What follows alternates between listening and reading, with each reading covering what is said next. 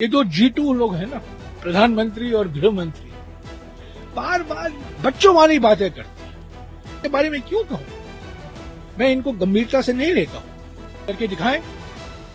गृह मंत्री आए, सड़क पर चले, 2 दिन चले, 3 दिन चले, प्रधानमंत्री आए, चले। आज 53वां दिन है भारत जोड़ो न्याय यात्रा का, और आज का मुख्य कार्यक्रम 1 बजे को होगा। जनसभा, एक जन रैली होगी बदनावर में, जो धार जिले में है, और कांग्रेस अध्यक्ष मल्लिकार्जुन खड़गे जी और राहुल गांधी जी उसको संबोधित करेंगे। उसके बाद 1.5 घंटे के लिए भारत जोड़ो न्याय यात्रा होगा, और रात को हम रतलाम में रुकेंगे। आज मध्य प्रदेश में आखिरी दिन है। कल सुबह बांसवाड़ा में जाएंगे, बांसवाड़ा राजस्थान में है, वहां एक रैली होगी, और दोपहर तक 3 या 3:30 बजे हम उम्मीद करते हैं कि हम गुजरात में प्रवेश करेंगे। तो आज का मुख्य कार्यक्रम है जो जनसभा होगी। सर, राहुल गांधी लगातार जातीय जनगणना की बात कर रहे हैं, उसमें आदिवासी भी आते हैं, आदिवासी की संख्या की भी बात करते हैं। ये जो एरिया है, जिस एरिया में हम अब खड़े हैं और आगे जा रहे हैं, उसके बाद जहां बांसवाड़ा में भी जाएंगे, ये सब आदिवासी बहुल नहीं। राहुल जी न्याय के बारे में लगातार बोल रहे हैं। नारी न्याय, युवा न्याय, किसान न्याय, श्रमिक न्याय और हिस्सेदारी न्याय। अब तक उन्होंने 2 गारंटी की बात की है। खड़गे जी ने भी कहा है, राहुल जी ने भी कहा है। किसान के लिए एमएसपी के लिए विशेष कानून लोकसभा और राज्यसभा में पारित किया जाएगा, और एमएसपी स्वामीनाथन फॉर्मूला के आधार पर तय किया जाएगा।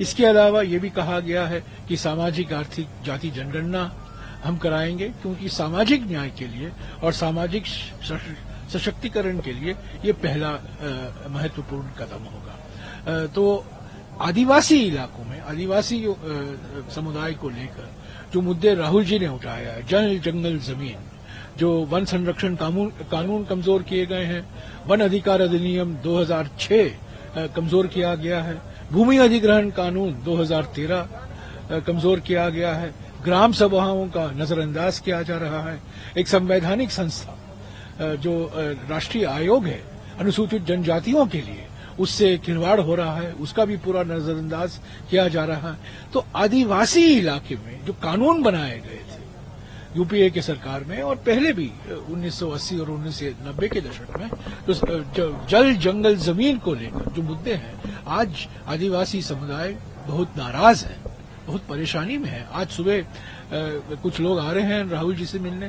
भूमि अधिग्रहण कानून के तहत जो प्रावधान किए गए थे, विशेष प्रावधान किए गए थे, आदिवासी इलाकों में जब भूमि अधिग्रहण होगा, मुआवजा जो मिलना चाहिए, ग्राम सभा की अनुमति के बिना कोई भूमि अधिग्रहण नहीं होगा, उसके बारे में उसको लेकर राहुल जी से वो चर्चा करेंगे। सर, इसके अलावा आज कुछ जिस तरीके की कल ट्वीट आया राहुल गांधी का, तो क्या हम इस बात की उम्मीद करें कुछ आज जो युवा न्याय की आप बात कर रहे हैं, अभी तक कुछ बातें आ सकती हैं? हाँ, बिल्कुल।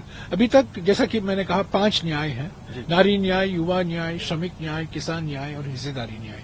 अब तक खड़गे जी और राहुल जी ने किसान न्याय और हिस्सेदारी न्याय के एक 2 प्रमुख बिंदुओं पर उन्होंने बात की है, और गारंटियां भी दी है।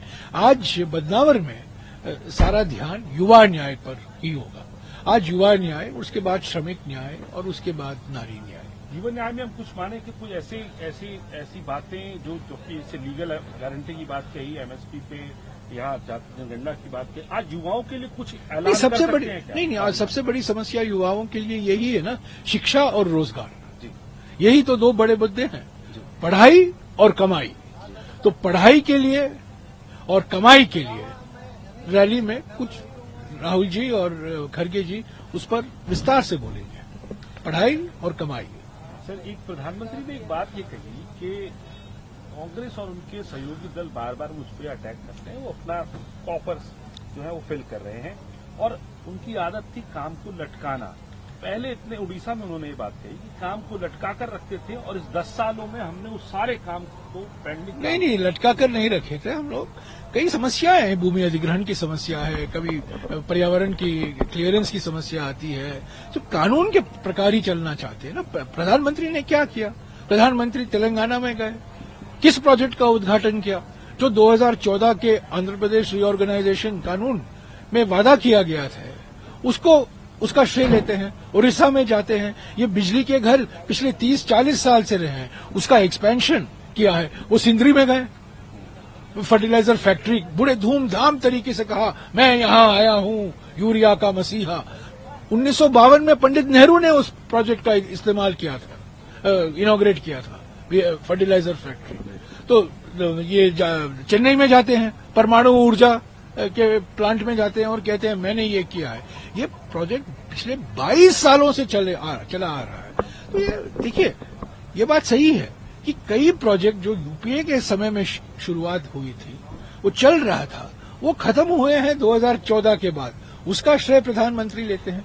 प्रधानमंत्री ने कभी एक बार नहीं कहा है पिछले 10 साल में कि हाँ मैं कुछ नया काम शुरू किया हूं, पर मेरे ऐसे भी बहुत से काम हैं जो पहले से चल के आ रहे थे, मैंने उसको खत्म किया है। कंटिन्यूटी की कभी नहीं बात करते। गवर्नेंस में बदलाव भी होता है और कंटिन्यूटी भी होता है। सरकार चलती रहती है। रेलवे प्रोजेक्ट का श्रेय लेते हैं। ये रेलवे प्रोजेक्ट 10-15 साल लगते हैं।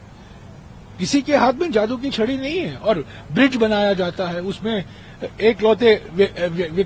एकमात्र व्यक्ति चल के जाते हैं और ऐसा दुनिया को दिखाते हैं कि मैंने ही ये पुल बनाया है।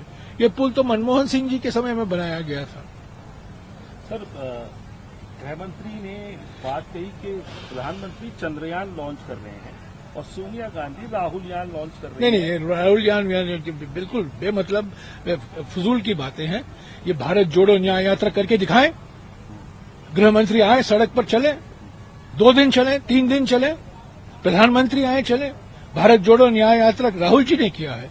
भारत जोड़ो न्याय यात्रा राहुल जी ने किया है। ये कोई यान नहीं है, ये धरती पर है। प्रधानमंत्री उड़ते होंगे, गृहमंत्री उड़ते होंगे उनके पीछे पीछे। हम लोग जमीन से जुड़े हुए हैं। और जो लोगों की मांग है, परेशानी है, दिक्कत है, पिछले 10 साल में जो अन्याय उन पर हुआ है, नारी, युवा, अनुसूचित जाति, अनुसूचित जनजाति, आदिवासी, ओबीसी, किसान पर गोलियां चलाए जा रहे हैं, उनके खिलाफ राष्ट्रीय सुरक्षा कानून लगाया जा रहा है। और ये प्रधानमंत्री और गृहमंत्री फजूल की बातें करते रहते हैं। ये सब चुनावी प्रचार के लिए कहते रहते हैं। और देखिए, मैं एक बार फिर से कहता हूं, प्रधानमंत्री और गृहमंत्री के पद को हम सम्मान करते हैं, पर जो लोग इस पद पर बैठते हैं उनको जिम्मेदारी के साथ बोलना चाहिए। जब वो वक्तव्य देते हैं, गंभीरता से देने चाहिए। ये 2 G2 है ना, हमारे G2, पहले G20 हो गया, वो 0 निकाल दो, G2 बाकी है। ये 2 G2 लोग हैं ना, प्रधानमंत्री और गृहमंत्री, बार बार बच्चों वाली बातें करते हैं। और आप लोग मेरे पीछे आते हैं और कहते हैं इसका क्या कहना। मैं इसके बारे में क्यों कहूं? मैं इनको गंभीरता से नहीं लेता हूं।